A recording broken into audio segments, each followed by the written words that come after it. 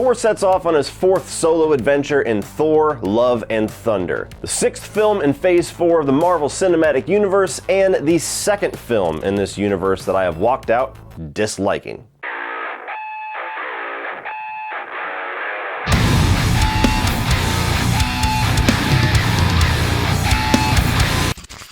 What's up, everybody? Welcome to my review of Thor, Love and Thunder. Now, this is a film that I had some excitement for. Thor Ragnarok is actually very high in my ranking of the MCU. It's my favorite Thor film, and it was the movie that solidified how much I really do love this character. They brought back Taika Watitit, they gave him quite a bit more freedom, and now we have a movie that is significantly funnier, a lot flashier, and for me personally, much less entertaining. Starting off with my positives for Thor, Love and Thunder, this is a very pretty movie to look at. There's some wonky CGI here and there, but overall, the use of color especially is just very pretty. It's one of those movies that you could put on in the background and just kind of be mesmerized with the visuals of what's going on. There's a lot of very bright fluorescent colors with the powers of Thor, with a lot of the battle scenes. There's even a sequence that's in like this shadow realm that's almost completely black and white, except for some of the lightning and some of the powers of the people that are fighting inside of it. And it was a movie that visually was very interesting and visually was very entertaining. It's hard not to like Chris Hemsworth. He's still very good in this role, despite my feelings on where they take the character. He's still very good at playing him. The physicality, the humor, that movie star quality is still there. I think that Natalie Portman, this is her best shot at Jane Foster, and I think that the chemistry between those two characters is not a high bar, but is certainly the best of the three Thor movies that we have seen them in together. Tessa Thompson's also very good as Valkyrie, although she's very underutilized in this movie for me. And above all, I will say that I'll give the gold crown as far as characters and as far as on-screen performances to Christian Bale for Gorr the God Butcher. Now, this is a guy that when he was announced as the villain of this movie, that was a big announcement. He's not somebody that typically dives into the more popcorn side of Hollywood. He tends to do more the dramatic prestige stuff nowadays. And anybody that has ever seen any performance by Christian Bale know that he gives his all. He dives completely into that character. And so while I had no comic book knowledge of who Gorr the God Butcher was, I knew that when you get that guy to play him, he's going to stand out one way or another. And I think that he was awesome. I think that if he was in a completely different movie, he would be in conversation for among the best of the MCU villains. He's terrifying at times. He's very sadistic and intimidating. He also has this sick charm and charisma to him. And above all else, he's actually sympathetic. No matter how creepy he looks, no matter how evil the things that he is doing is, the backstory that they give, the motivation that they give for why this guy is what he is, why he is doing these evil things, especially as a parent, is very understandable, to the point where I kind of get why he's on that path. And the most interesting villains out there are the ones that think that they're doing something for a righteous reason or for the correct reason, and he is one of those characters. But unfortunately, that's about where my positives end for this movie. This is not a film that I hated watching. It's not a film that I would dread rewatching, but what I wanted out of a Thor film, this couldn't have been anything further from that. And the main thing that is going to divide people completely on this film is the humor. Not only the style of humor, the quality of humor, but the frequency of humor. This is a full-blown comedy. Taika Watitit has a very specific sense of humor. He's got a very specific quirky style to him. I really enjoyed the style and the unique aspects that he brought to Thor Ragnarok. I love that movie. But for me, it's like they took all of the shackles off of him and let him just go full bonkers in this. And he decided to just crank all of the humor dials up to 11, and for me it was just way too much. It was smeared across the screen in every single sequence to where I could never engage with the story. I couldn't engage in any of the dark matter of the stuff that was going on, the dark subject matter with Gorr the God Butcher, or the mortality of Jane Foster. Anything serious that was attempted in this movie completely destroyed by just how silly and how non-serious they took themselves in every moment of Thor Love and Thunder. Aside from the opening scene that kind of establishes why Gorr the God Butcher is the God Butcher, I don't think there was 30 seconds that went by in this film without an attempt at a joke. Yeah, you're right.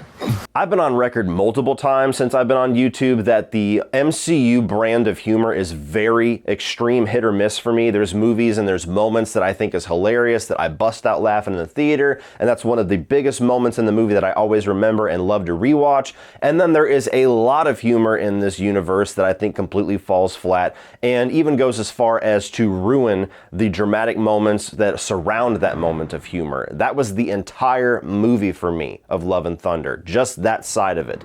Not one joke in this movie made me laugh. A couple made me smile, a couple made me smirk, but there was nothing that really hit my funny bone. And there was so much going on in the story that I just wanted to kind of experience the drama. I wanted to experience what was going on within the characters here, and the joke just undercut it every single time. They even do one of my biggest pet peeves, which is having running jokes that weren't funny the first time. For me personally, there's like 2 or 3 of them here. There's one with these screaming goats, these gigantic CGI goats where they just go, ah! Ah! Instead of going, man, they go, ah! And that's the joke. And they do it like 19 times in the movie. If you think that's funny, then you're gonna laugh 19 times. If you don't think it's funny, by the 4th time that they do it, you're annoyed. And guess what? You got a lot more coming. There's this running joke of like a love triangle with Thor and Stormbridge and Mjolnir, almost like Stormbridge is the side chick to Mjolnir, and mildly clever but didn't get a laugh out of me, and it just keeps coming back throughout the movie. There's even very serious storyline that is brought into this film regarding one character in particular that is a very touchy subject for millions of people. And the second they introduce it, they turn it into a punchline about phase 4 of the MCU. And I was like, guys, no. I love comedy. I hold comedy very sacred. I think that comedy should be protected, especially nowadays when people are so touchy. And I also think that you should be able to make a joke or poke fun at just about everything under the sun. But the key is it's got to be clever, and it has to actually be funny if you're going to go there. And I think that Love and Thunder's attempts at cancer jokes had none of that. It's to the point, and I've heard a lot of people say this, so this is nothing new, this really does feel like a parody of Thor more than an actual Thor movie. I said in my official tweet review, if you told me that this was Keenen Ivory Wayne's take on Thor, I would believe you immediately. There's been this running gag, this little in-joke in the Thor movies where you've got Matt Damon and then they keep entering these other A-list actors that are putting on like this fake Shakespearean stage play in Asgard of the stories of Thor and the stories of Loki. There's big segments of this movie that feel tonally consistent with that in-movie joke, that heightened, overly comedic and overly exaggerated Shakespeare on-stage play. Like, it feels like we're watching that for 2 hours, especially when you get to Russell Crowe as Zeus. I was waiting for some kind of a reveal that that was a joke. I was waiting for Trevor Slattery to come out and be like, hey, we're just putting on the plane, mate. You know, it's complicated. It's complicated. I take off your disguise and flick. Oh, you flick too hard, damn it! As I stated earlier, Christian Bale is giving us a great villain. He's putting all of himself into this villain, and isolated, that is the best part of this movie as far as I'm concerned. But he has no place in this film. He feels completely foreign to the tone and the approach of the rest of the movie. If he was in a movie that matched his tone, I guarantee you I would love it. But it's almost like they took Freddy Krueger from the first Nightmare on Elm Street and stuck him in Freddy's Dead. You're going, that's a great villain, but what the fuck is he doing in this movie? And overall, I just really don't care for what they're doing to the character of Thor. Thor started off as a very serious character. Yes, there's some Marvel humor here and there, but there was this Shakespearean grandeur to the character.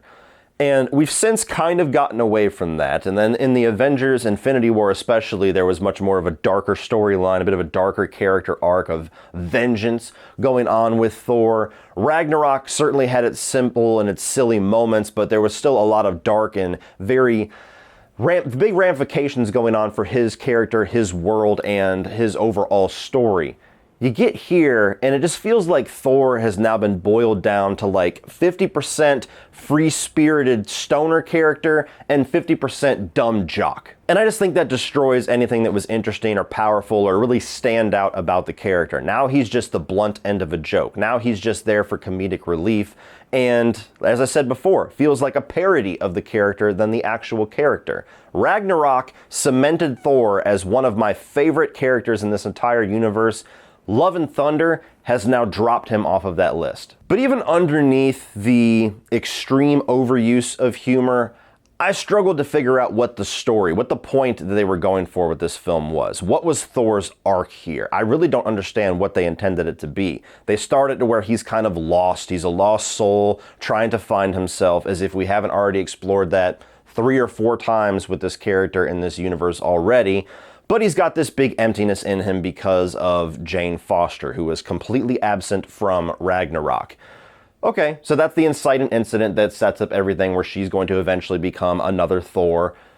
Beyond that, I don't know what he was supposed to learn. I don't know what his arc, what his character change, what his growth was by the final reel of this movie. And I have even less understanding about what a female Thor did for a catalyst for that story arc.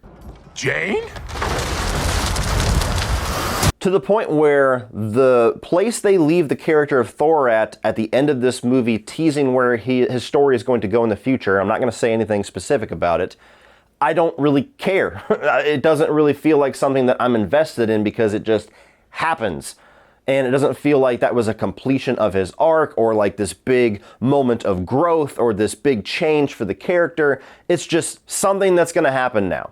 And I'm like, oh, okay, I guess I'll see you in Thor 6, but that doesn't excite me at all. And they even go as far as to just invent powers and invent reasoning for not only how Jane Foster gets the powers of Thor, but abilities that Thor is able to do in this movie that he for some reason has never used in any of the other movies. That just feels like they're writing things as they go along. Like there's no ties to logic, there's no rules in place, there's no parameters that they're working within.